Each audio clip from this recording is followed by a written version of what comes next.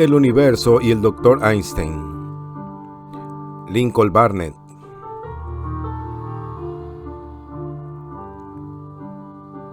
Cuarta parte.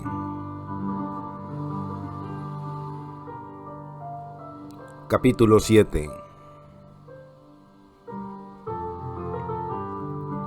Estas verdades pueden describirse en forma muy concreta.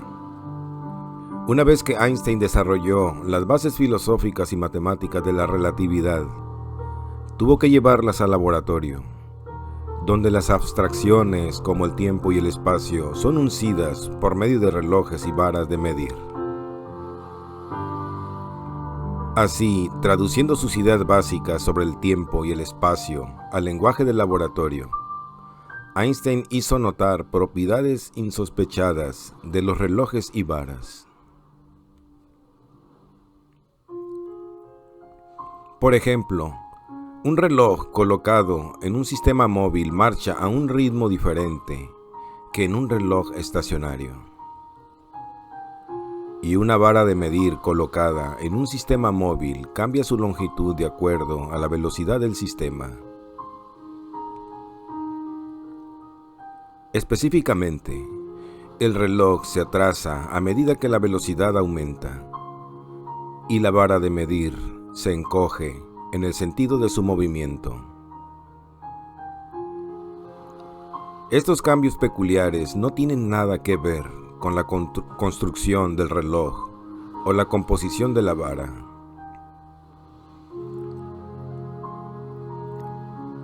El reloj puede ser de péndulo, de resorte o de arena. La vara puede ser una regla de madera o de metal, o un cable de 10 kilómetros.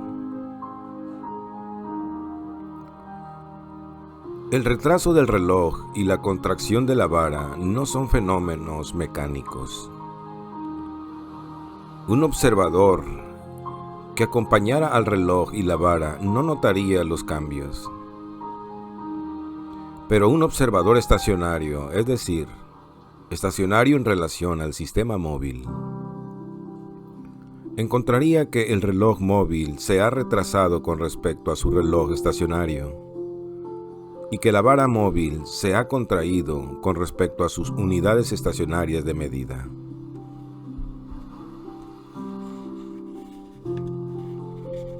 El singular comportamiento de relojes y varas móviles da razón de la constante velocidad de la luz.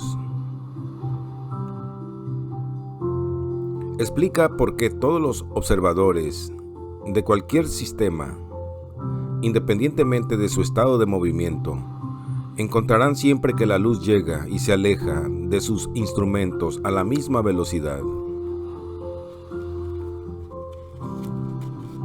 Ya que a medida que su propia velocidad se acerca a la de la luz, sus relojes se retrasan, sus varas se contraen, y todas sus mediciones se reducen a los valores obtenidos por un observador relativamente estacionario.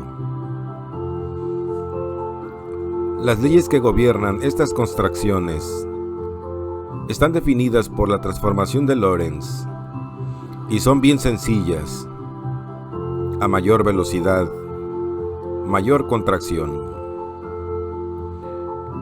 Una vara de medir que se moviese con una velocidad igual a 9 décimos de la velocidad de la luz, se encogería a la mitad de su longitud. A partir de ese punto, la rapidez de contracción se torna mayor, y si la vara pudiese alcanzar la velocidad de la luz, se encogería totalmente y se reduciría a nada. Similarmente, un reloj que viajara con la velocidad de la luz se detendría completamente. De ello se deduce que nada puede moverse más rápidamente que la luz, sean cuales fueren las fuerzas que se le aplicasen. Así, la relatividad revela otra ley fundamental de la naturaleza. La velocidad de la luz es la velocidad máxima del universo.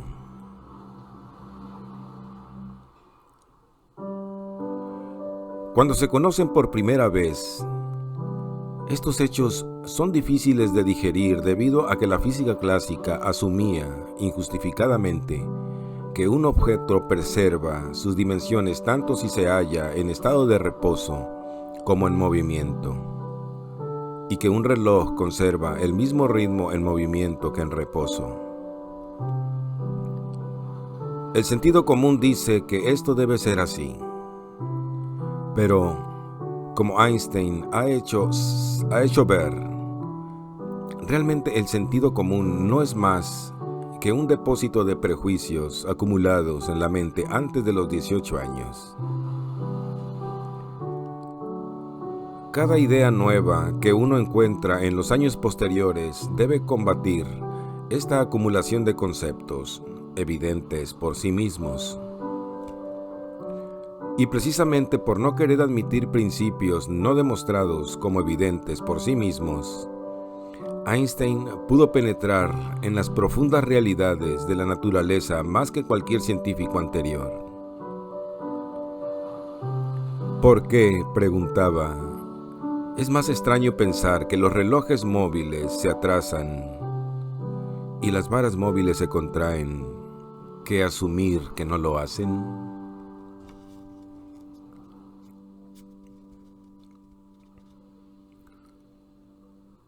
La razón de que la física diese por sentado el último punto de vista es que el hombre, en su experiencia diaria, no encuentra nunca velocidades suficientemente grandes para hacer manifiestos estos cambios. En un automóvil, en un avión, inclusive en un cohete B-2, el atraso de un reloj es prácticamente inconmensurable. Solamente cuando las velocidades se aproximan a la de la luz pueden descubrirse los efectos relativistas. Las ecuaciones de la transformación de Lorentz muestran claramente que a velocidades ordinarias la modificación en los intervalos de tiempo y espacio es prácticamente cero. La relatividad, por lo tanto, no contradice a la física clásica. Simplemente considera los viejos conceptos como casos limitados, aplicables únicamente a las experiencias ordinarias del hombre. Einstein salta la barrera colocada por la tendencia humana a definir la realidad solamente tal y como la percibe a través de la pantalla de sus sentidos. Tal como la teoría de los cuanta demostró que las partículas elementales de la materia no se comportan como las partículas mayores que discernimos en el mundo de grano grueso de nuestras percepciones. Así, la relatividad demuestra que no podemos predecir los fenómenos que acompañan a las grandes velocidades a partir del perezoso comportamiento de los objetos visibles al indolente ojo humano. Tampoco podemos asumir que las leyes de relatividad tratan dos casos excepcionales. Por el contrario, dan una imagen comprensiva de un universo increíblemente complejo, en el cual los simples acontecimientos mecánicos de nuestra experiencia terrestre son las excepciones. El científico actual, enfrentado a las tremendas velocidades que prevalecen en el veloz universo del átomo, o a las inmensidades del espacio y del tiempo siderales, encuentra inadecuadas las viejas leyes newtonianas. La relatividad le da, en cada caso, una descripción completa y exacta de la naturaleza. Cada vez que los postulados de Einstein se han puesto a prueba, su validez ha sido ampliamente confirmada. Una notable demostración del retardamiento relativista de los intervalos de tiempo la produjo un experimento hecho por H.E. Ives de los laboratorios Bell Telephone en 1936.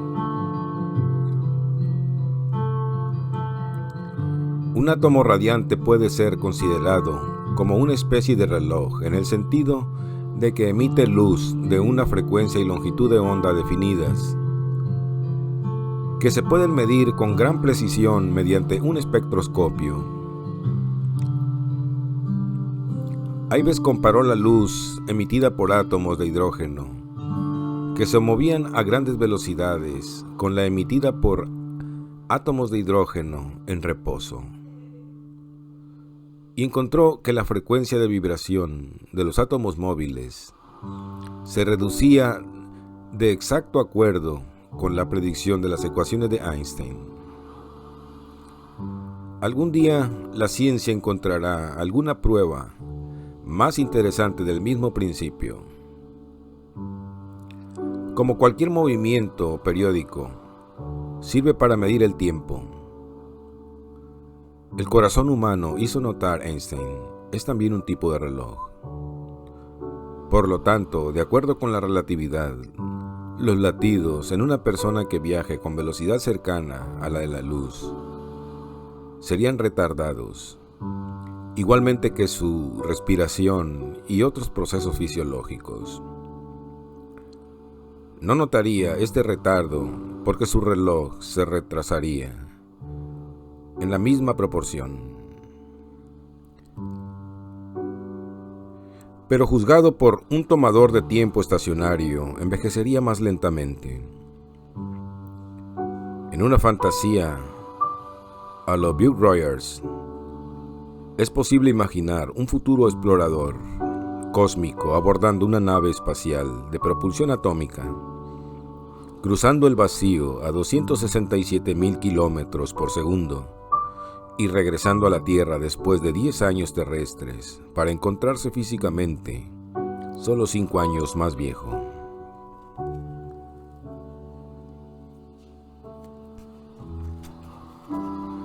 Capítulo 8.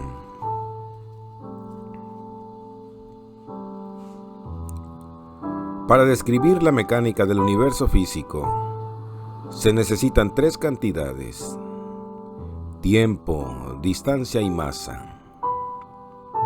Ya que el tiempo y la distancia son cantidades relativas, uno podría suponer que la masa de un cuerpo también varía de acuerdo con su estado de movimiento. De hecho, los resultados prácticos más importantes de la relatividad han surgido de este principio: la relatividad de la masa. En su acepción vulgar, masa es otra forma de designar lo que entendemos por peso. Pero para el físico denota una propiedad bien distinta y más fundamental de la materia, a saber, la resistencia a cambiar de movimiento. Se necesita mayor fuerza para mover un vagón de carga que para mover un velocípedo. El vagón resiste al movimiento con más tosudez que el velocípedo porque tiene mayor masa. En física clásica, la masa de un cuerpo es una propiedad física e inmutable. Así, la masa del vagón de carga debería permanecer constante independientemente de que se encuentre detenido en un escape, rodando por el campo a 90 kilómetros por hora o lanzado por los espacios a 90,000 kilómetros por segundo. Pero la relatividad asevera que la masa de un cuerpo móvil no es ni mucho menos constante, sino que se acrecenta con su velocidad. La física antigua no pudo descubrir este hecho, simplemente porque los instrumentos y sentidos del hombre son demasiado vastos para notar los aumentos infinitesimales de masa, producidos por las débiles aceleraciones de la experiencia ordinaria. Se hacen perceptibles solamente cuando los cuerpos alcanzan velocidades cercanas a la de la luz. Este fenómeno, dicho sea de paso, no está en conflicto con la contracción relativista de longitud. Uno se ve tentado a preguntar, ¿cómo es posible que un objeto se torne más pequeño y al mismo tiempo más pesado? Debe notarse que la contracción se verifica solo en la dirección del movimiento. La anchura y la altura no son afectadas. Además, por la masa no hay que entender pesadez, sino resistencia al movimiento.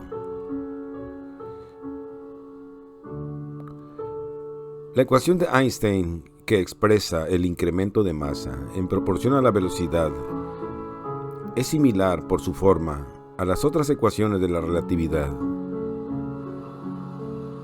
pero sus consecuencias son más importantes.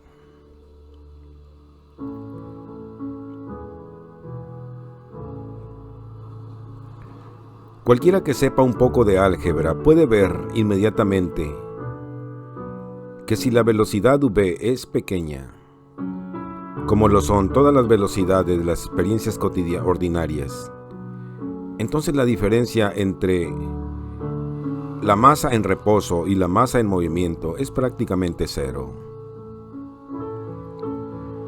Pero cuando v se aproxima al valor de c, o sea, el valor de la velocidad de la luz, el incremento de masa se hace muy grande y llega al infinito cuando la velocidad del móvil se acerca a la velocidad de la luz. Como un cuerpo de masa infinita ofrecería una resistencia infinita al movimiento, la conclusión es que ningún cuerpo material puede viajar con la velocidad de la luz.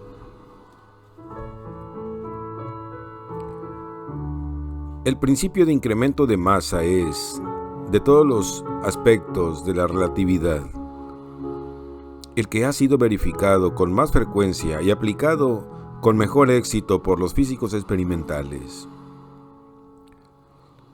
Electrones que se mueven en poderosos campos eléctricos y partículas beta expelidas de los núcleos de sustancias radioactivas alcanzan velocidades hasta de 99 centésimos de la velocidad de la luz.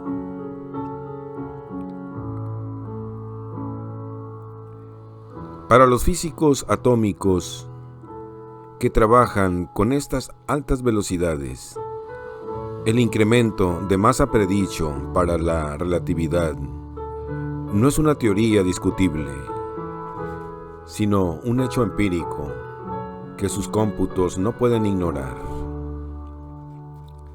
De hecho, el mecanismo del protón-sincrotrón y otras máquinas de alta energía está diseñado para permitir el incremento de masa de las partículas a medida que su velocidad se aproxima a la de la luz.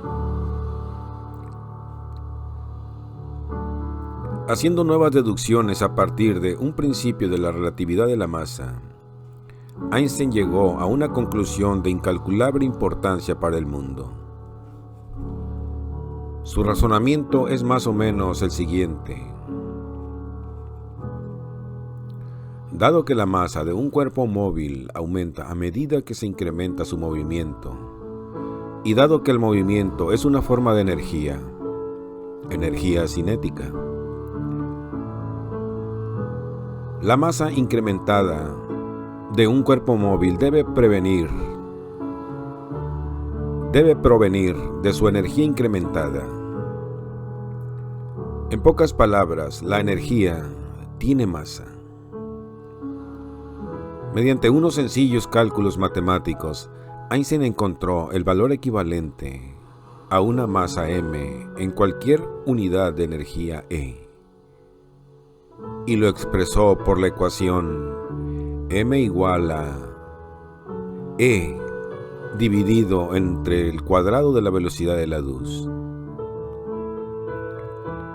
Dada esta relación, un estudiante de secundaria puede hacer el siguiente cálculo algebraico necesario para escribir la ecuación más importante y seguramente más famosa de la historia. E igual al producto de la masa por el cuadrado de la velocidad. E igual mc cuadrada.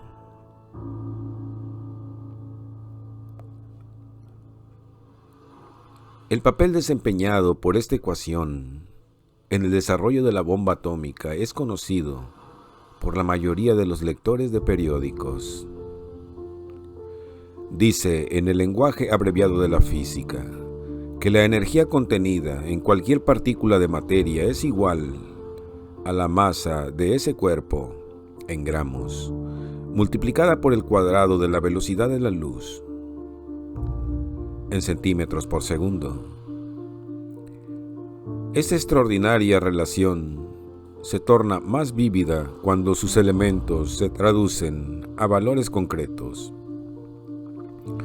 Es decir, 1 kilogramo de carbón, si se convierte totalmente en energía, producirá 25.000 millones de kilovatios hora de electricidad, o tanto como podrían generar todas las plantas de energía de Estados Unidos funcionando continuamente durante 2 meses.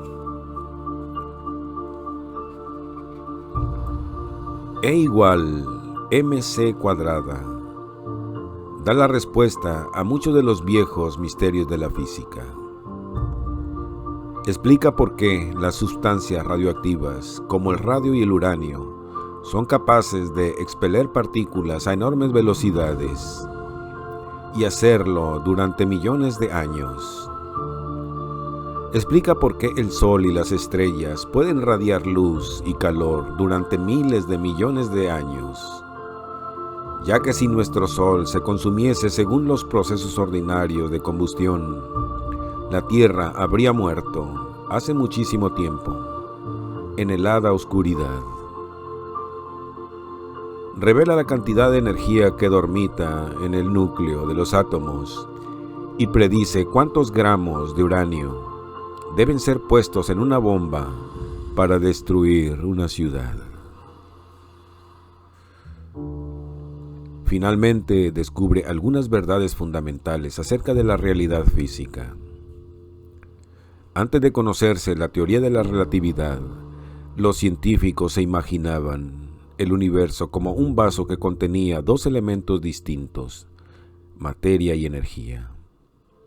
La primera inerte, tangible y caracterizada por la propiedad llamada masa, y la segunda activa, invisible y sin masa.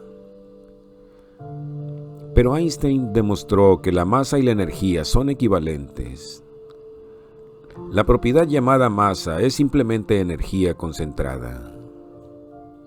En otras palabras, materia es energía y energía es materia. Y la distinción se refiere solo a un estado transitorio. A la luz de este amplio principio, se resuelven varios enigmas de la naturaleza.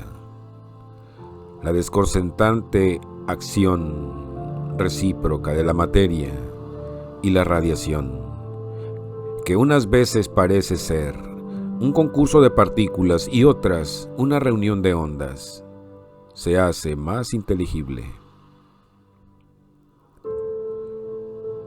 El papel dual del electrón como unidad de materia y unidad de electricidad, el electrón onda, el fotón, las ondas de materia, las ondas de probabilidad, un universo de ondas, todos parecen ser menos paradójicos.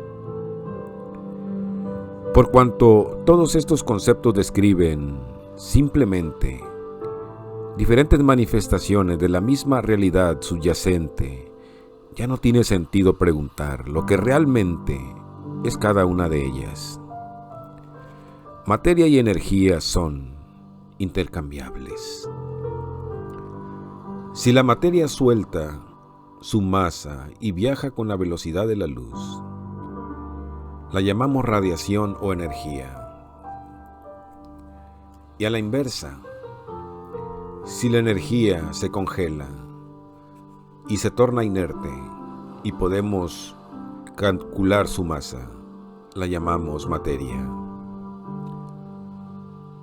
Antes la ciencia podía solamente notar sus efímeras propiedades y relaciones cuando llegaban a ser percibidas por los sentidos del hombre terrenal. Pero desde el 16 de julio de 1945, el hombre es capaz de transformar una en la otra. Esa noche, en Alamogordo, Nuevo México, el hombre transmutó por primera vez una considerable cantidad de materia en luz, calor, sonido y movimiento, a los que llamamos energía. Sin embargo, el misterio fundamental subsiste. Toda la marcha de la ciencia hacia la unificación de conceptos, reducción de toda la materia a elementos y luego a unos pocos tipos de partículas, la reducción de fuerzas al concepto único de energía y finalmente la reducción de materia y energía a una sola cantidad básica, conduce todavía a lo desconocido. Las numerosas preguntas se funden en una sola, a la que tal vez nunca encontremos respuesta. ¿Cuál es la esencia de esta substancia masa-energía? ¿Cuál es el estrato de la realidad física que la ciencia quiere explorar? Así, la relatividad, como la teoría del cuanta, aleja al intelecto humano todavía más del universo newtoniano. Ese universo firmemente enraizado en el espacio y el tiempo, y que funciona como una gran máquina infalible y manejable. Las leyes del movimiento de Einstein, sus principios básicos sobre la relatividad de la distancia, el tiempo y la masa, y sus deducciones a partir de estos principios comprenden lo que conocemos con el nombre de teoría especial de relatividad. Pero la década posterior a la publicación de su obra original amplió su sistema científico y filosófico hasta convertirlo en la teoría general de la relatividad, mediante la cual examinó la misteriosa fuerza que guía el girar de las estrellas, los cometas, las galaxias y todos los sistemas móviles de hierro, piedra, vapor y flama, del inmenso e inescrutable vacío. Newton llamó a esta fuerza gravitacional universal gravitación universal. A partir de su propio concepto de la gravitación, Einstein obtuvo un panorama de la vasta arquitectura y anatomía del conjunto del universo.